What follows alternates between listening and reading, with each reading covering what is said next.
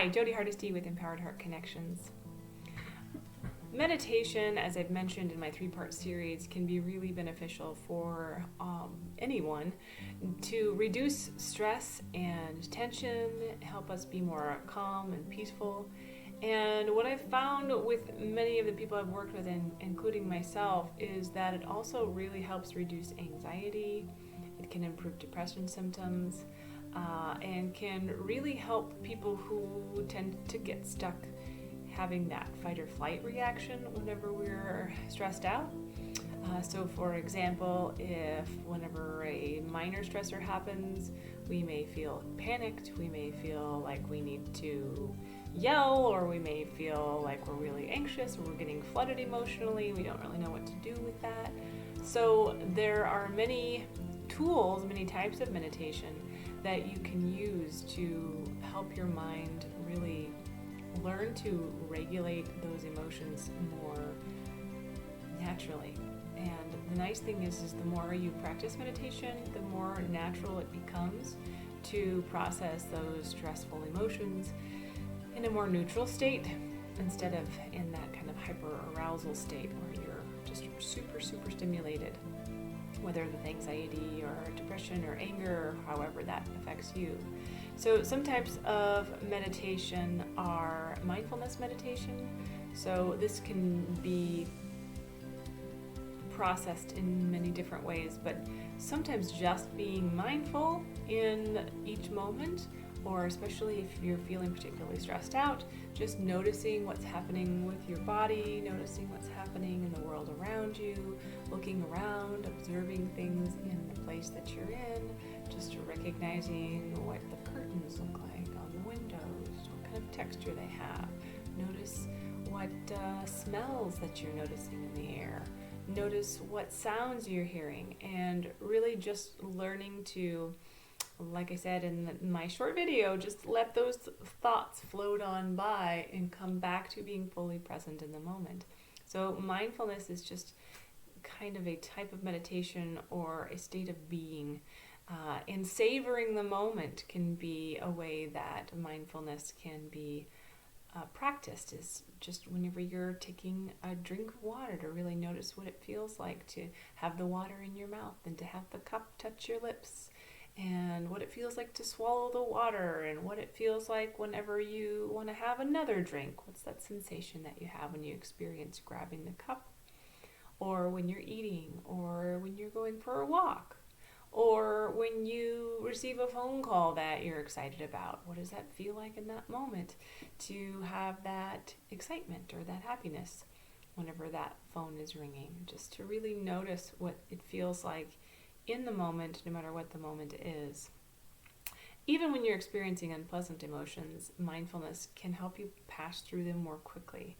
Many of us try to rush through our anxious feelings, or our anxious thoughts, or our sad thoughts, and kind of get to the other side. And anxiety and negative emotions will show you that the only way through them is to actually let them be. So to recognize, whatever that feeling is, being mindful of that feeling, noticing, okay, I'm feeling a little stressed and I feel that in my neck, or I feel that in my temples, or whatever that looks like for you, whatever that stressor looks like for you, to really be present with that in the moment. And what I found is the more mindfulness we practice, the more we let ourselves experience those feelings and emotions, the more quickly they pass, as opposed to whenever we're trying to squash those down and make them go away or distract ourselves. So letting those emotions come up with mindfulness can be a really helpful way to help your body learn that it's okay to experience those emotions and that you'll get through them.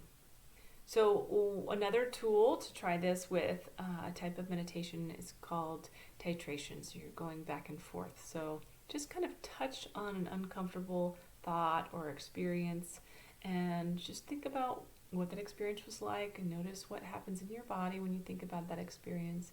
And then practice going back to a happy, content emotion, a experience that brought up that content safe feeling for you. So to kind of practice going back from your body to go, hey, my body can go from an anxious, uncomfortable state to a calm and relaxed state. And just taking a few minutes to go back and forth, like, okay, I'm just going to give this uncomfortable feeling a minute.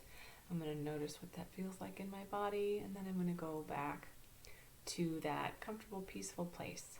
And sometimes coming up with like imagery around a safe place can be really helpful with that, and really recognizing all of these sensations around that safe place before you do that.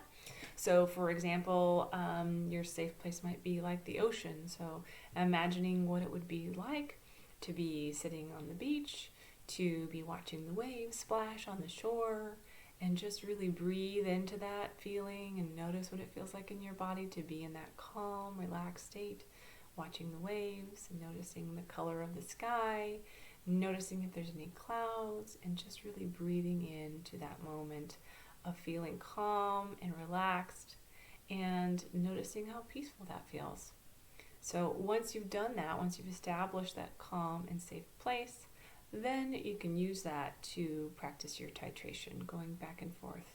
So from going from that uncomfortable thought, that uncomfortable feeling, and letting those feelings come up, and knowing that you have that safe place to go back to.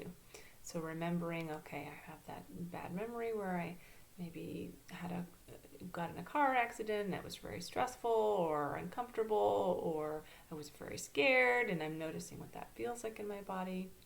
And I'm going to come back out of that and go back to my beach where I'm on the sand, and I'm going to feel my feet in the sand, and I'm going to notice all those sensations.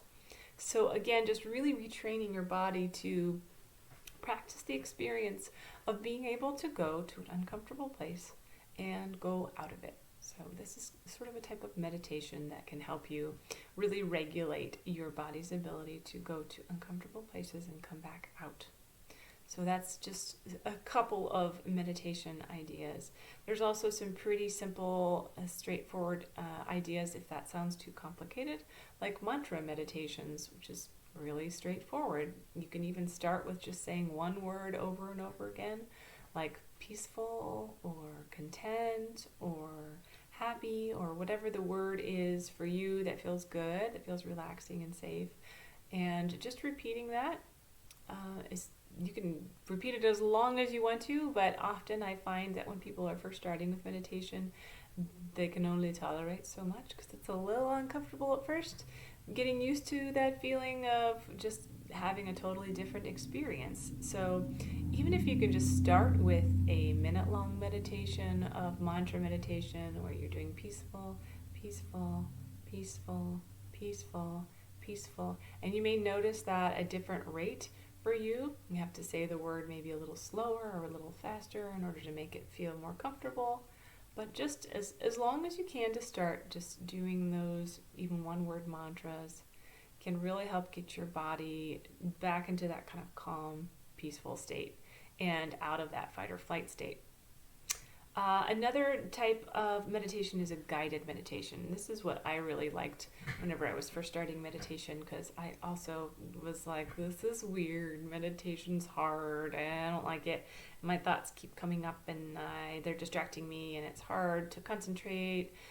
So guided meditation, for me, especially in the beginning, was really helpful because my thoughts could still come up and I could just kind of notice them, and then I could go back to the guided meditation. So there's plenty of apps that you can find that have the guided meditation. And there's a plethora of different types of meditations on those apps that you can even have pain management meditations. There's a meditation I really like with headaches. And it just helps you really go into, you'll notice with a lot of these guided meditations, they're really helping you connect with your body. So for the headache meditation, for example, that was super helpful. For me, it talks about going into the pain, looking at the pain, seeing what the pain looks like, the color, the shape, and the size. And the strange part is that whenever we try to focus on the pain often subsides. So this is part of, the meditation experience, is learning that when we allow ourselves to experience and feel things that are uncomfy, like pain and sadness and grief and all of those things, they go away typically, right? They pass. Eventually they pass, and they may come back and they may cycle back through, but if we allow them to be there, typically they pass. So that's kind of the trick with meditation is letting ourselves be totally present with the breathing, with your body, with recognizing that it's okay to experience emotions and it's okay to feel those emotions and let them come up. And the glorious part is that, especially when you allow it, they will pass. Eventually they will pass. And again, it might be hard at first, it might take some practice,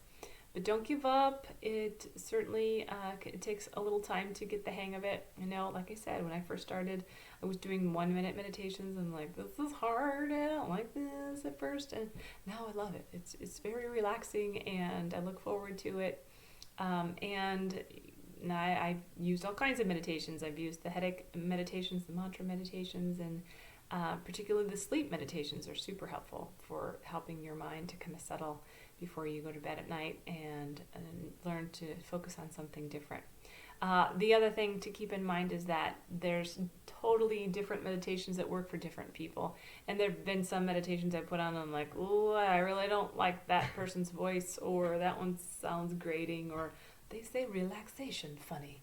So finding the meditations that work for you is totally okay. If you don't like it, you don't have to keep trying the same one. Try something different. But do give it some time and some experimentation, because it really does make a big difference. There's been a ton of research on how meditation can really change your ability to cope with emotions. So I hope that you continue to explore meditation, and hope you find it as helpful as I have in my life and many of my clients have as well. Thank you for watching.